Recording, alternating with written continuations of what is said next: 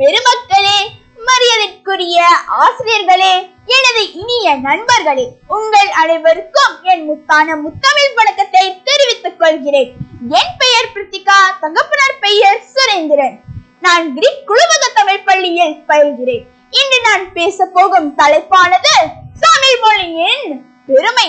உலகில் ஆயிரக்கணக்கான மொழிகள் இருந்தாலும் காலத்தால் அழியாமல் களங்கமின்றி கண்ணியத்துடன் நிறுத்தி நிற்கும் மொழி தமிழ் மொழியாகும்.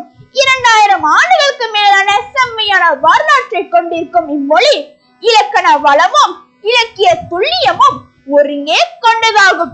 யாதும் ஊரே யாவரும் கேளு என மனிதநேயத்தை உலகுக்கு எடுத்துரைத்த மொழி தமிழ் மொழியாகும்.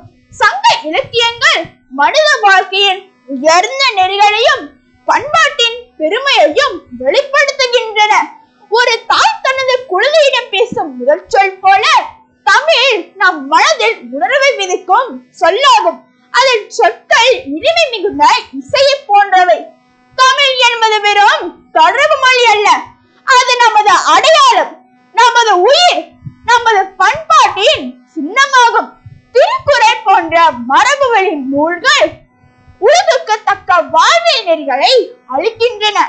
இன்றைய உலகமயமாக்கலில் பல தாய்மொழியை புறக்கணிக்கும் நிலையில் சிலர் அதனை பேணி அதன் உயர்வுக்கு பங்களிக்கின்றனர்.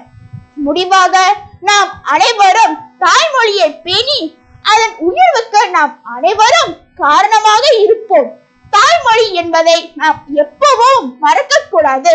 அனைவருக்கும் நன்றி.